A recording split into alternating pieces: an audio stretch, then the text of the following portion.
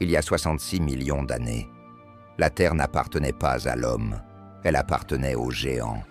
Des forêts immenses s'étendaient à perte de vue. Les mers scintillaient sous un soleil sans saison. Et partout, la vie régnait dans toute sa splendeur sauvage. C'était le Crétacé.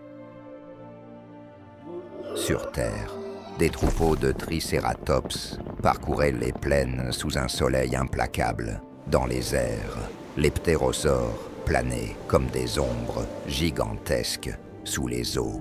Des prédateurs à mâchoires acérées dominaient des abysses silencieux. Et au sommet de tout ça, le Tyrannosaurus. 2 tonnes de muscles, des crocs tranchants comme des lames, un instinct taillé pour tuer. Ce monde était brutal, mais il était parfait. Chaque créature avait son rôle. Les herbivores broutaient les fougères géantes. Les carnivores chassaient à l'aube. C'était l'équilibre, c'était la puissance à l'état pur. Mais quelque part, dans l'obscurité de l'espace, quelque chose se déplaçait. Un rocher, né de la collision d'anciens corps célestes, il voyageait en silence depuis des millions d'années, traversant la ceinture d'astéroïdes entre Mars et Jupiter, invisible, inéluctable, et la Terre, inconsciente, continuait de tourner. Sur les plaines du Nord, des ankylosaures avançaient lentement, leurs carapaces osseuses brillant au soleil, comme des boucliers vivants. Plus au sud, des hadrosaures traversèrent les rivières en criant dans les vallées. Dans les marais, de petits consognates couraient en groupes, vifs et curieux.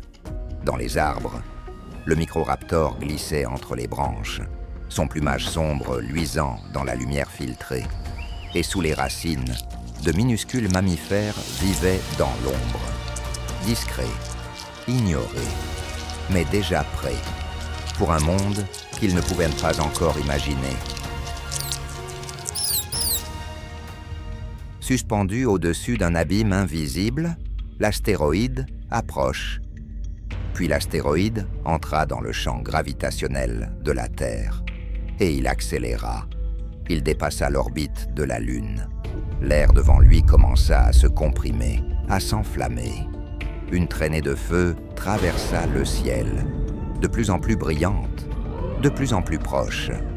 Un corps de 10 km de diamètre, filant à plus de 70 000 km par heure. En bas, les dinosaures vivaient leurs derniers instants. Personne ne leva les yeux. Personne ne comprit ce qui arrivait. Les oiseaux cessèrent de chanter. Les animaux se figèrent.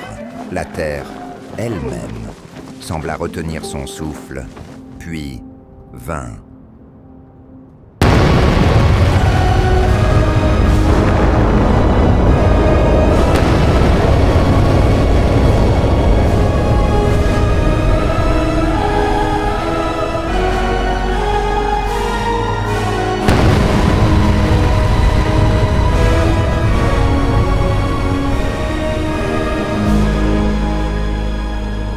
Frappa la péninsule du Yucatan à une vitesse inimaginable. L'énergie libérée en une fraction de seconde dépassait 100 millions de mégatonnes. Une colonne de feu s'éleva jusqu'à la stratosphère. Des tsunamis hauts comme des montagnes déferlèrent sur des milliers de kilomètres. La Terre ne hurlait plus, elle brûlait.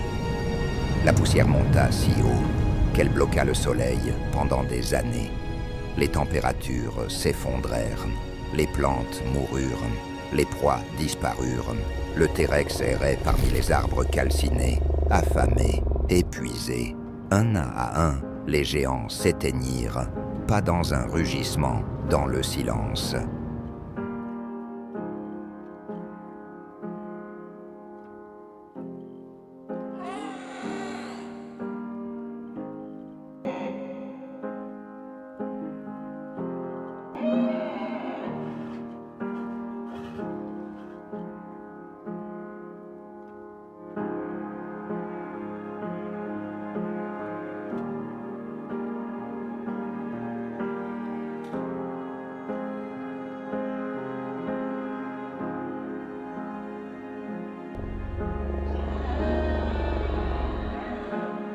pourtant, dans l'obscurité, quelque chose bougeait encore, sous terre, dans les terriers, dans la boue.